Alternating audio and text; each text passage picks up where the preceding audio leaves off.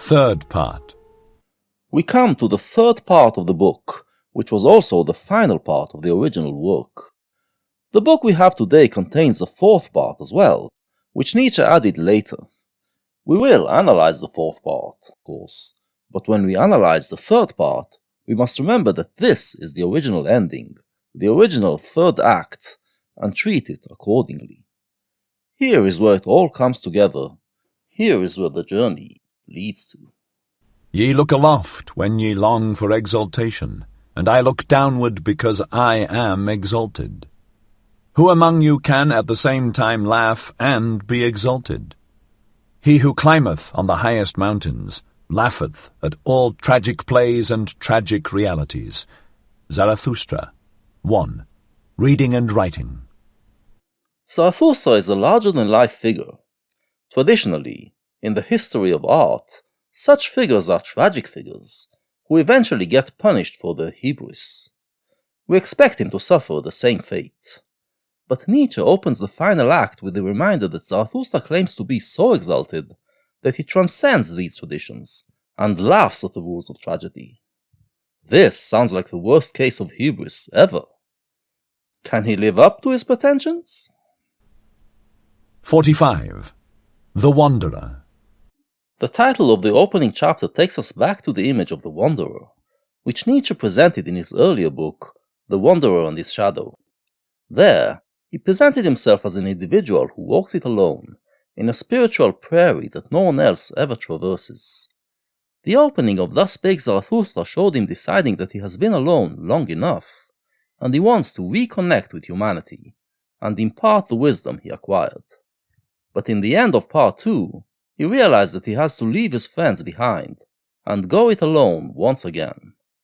He is back to being a wanderer. Then, when it was about midnight, Zarathustra went his way over the ridge of the isle, that he might arrive early in the morning at the other coast, because there he meant to embark. For there was a good roadstead there, in which foreign ships also liked to anchor. Those ships took many people with them, who wished to cross over from the Happy Isles. So when Zarathustra thus ascended the mountain, he thought on the way of his many solitary wanderings from youth onwards, and how many mountains and ridges and summits he had already climbed. We begin right where we left off, at the ending of part 2.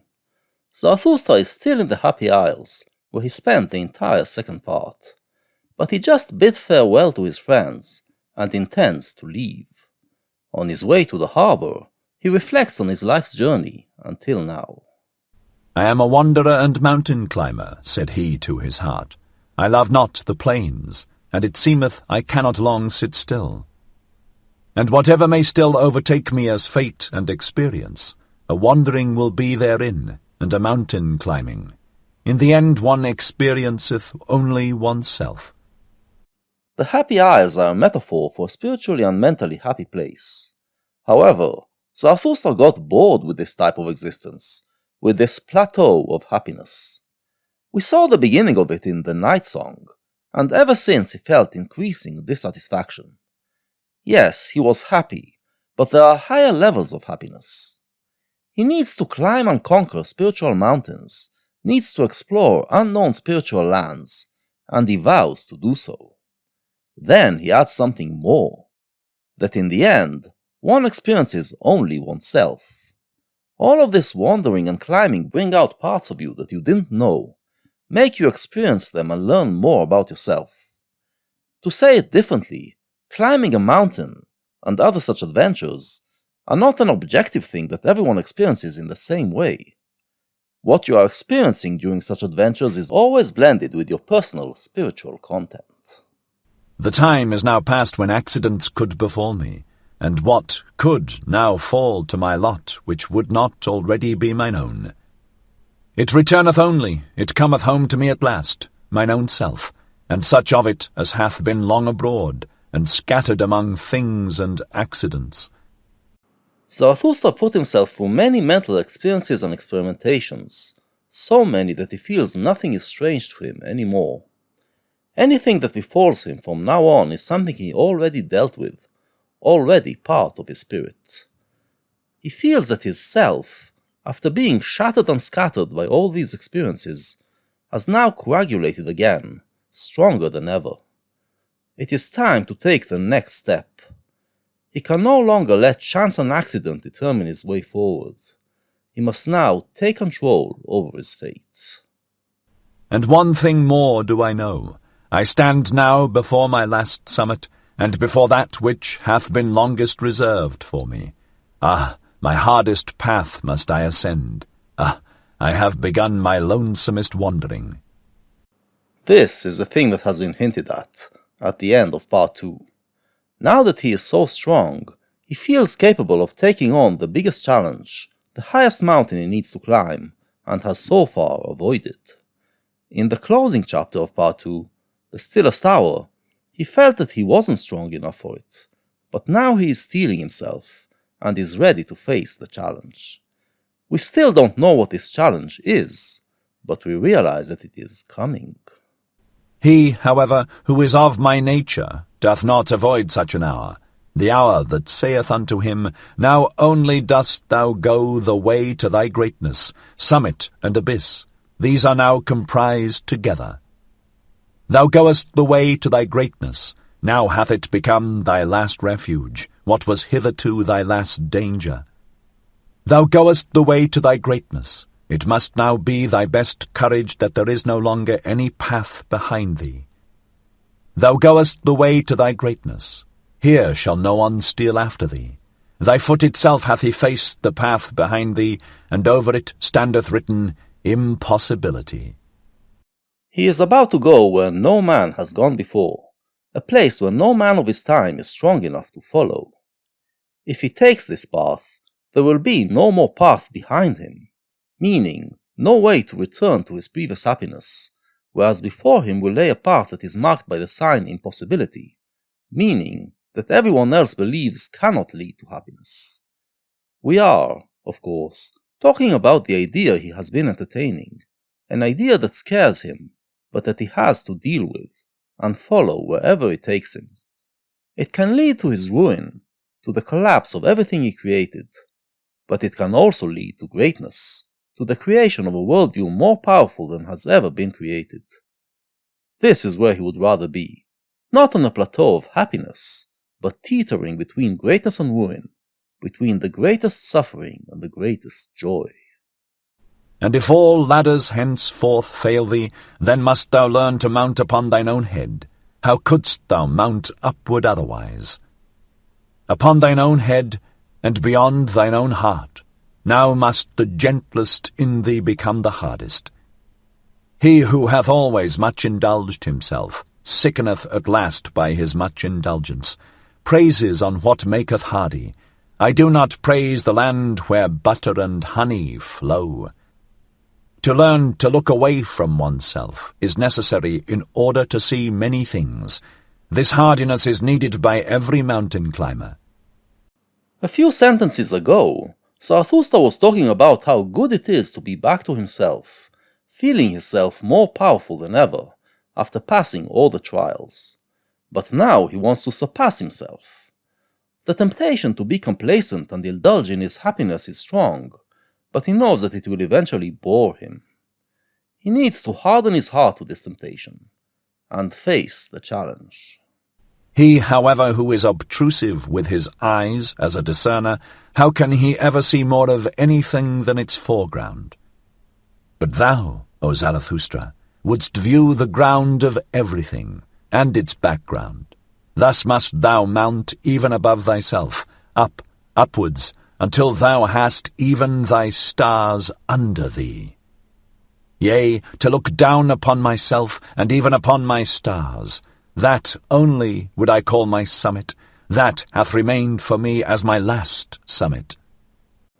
The previous passage ended with him talking about looking away from himself, snapping out of his self-indulgence, and instead looking at the things around him, looking for challenges to overcome.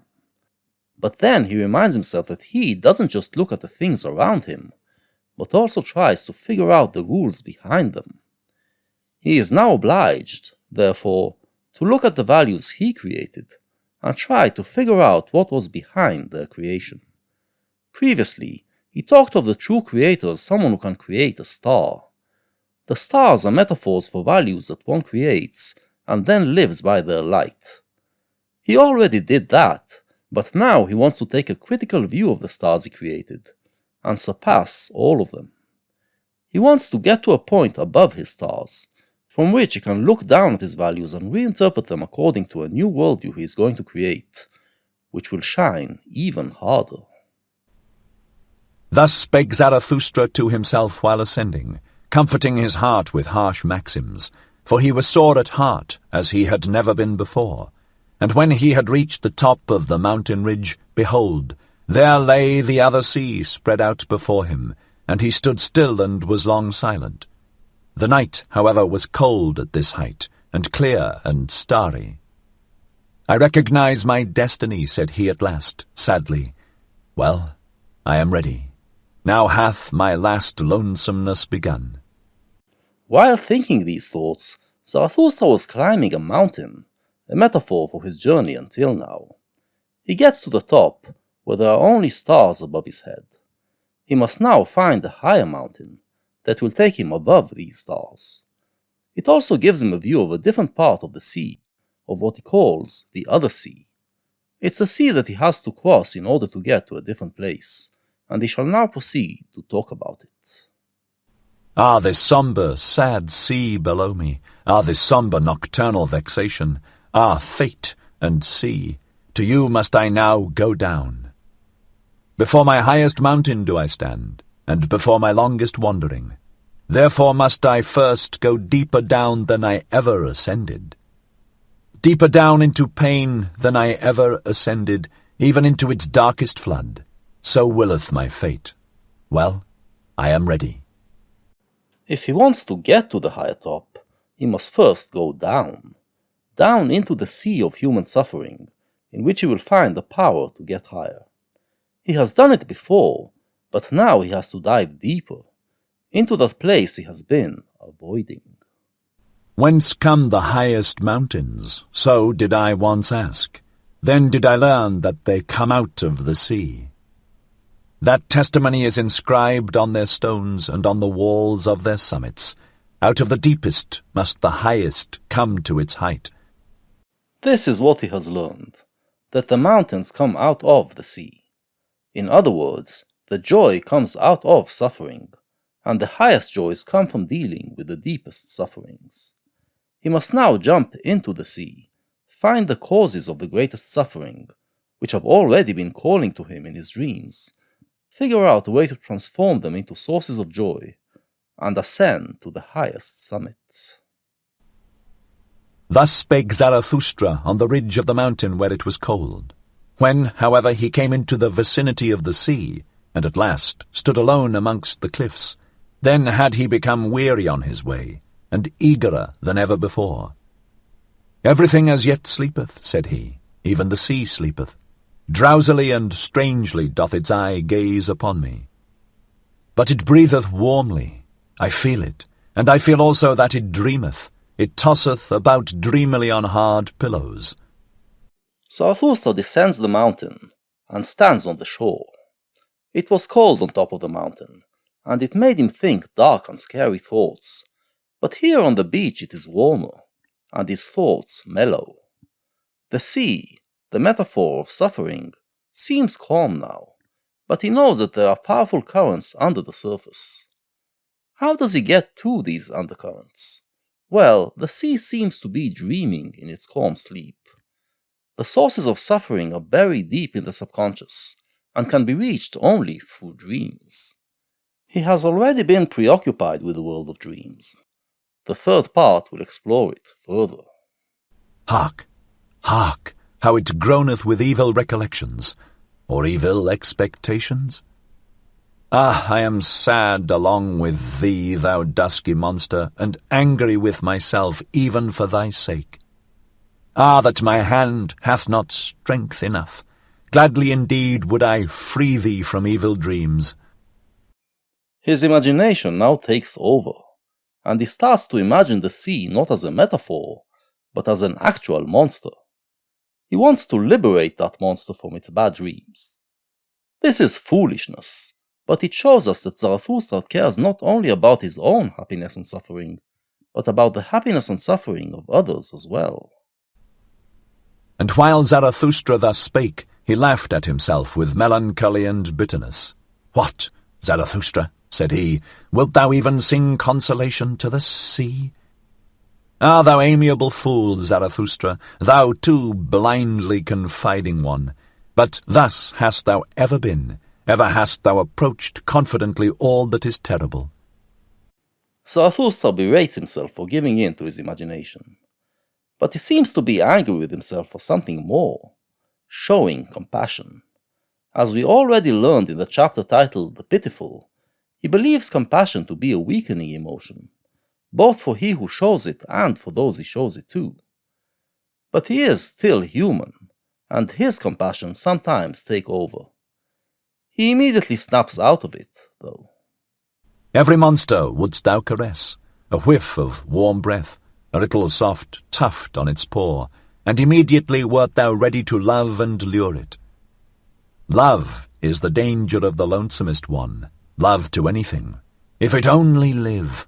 Laughable, verily, is my folly and my modesty in love.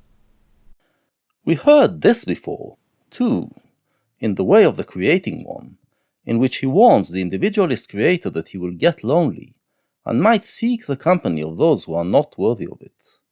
Zarathustra, who is his own judge and avenger, scolds himself for this momentary weakness. Thus spake Zarathustra, and laughed thereby a second time.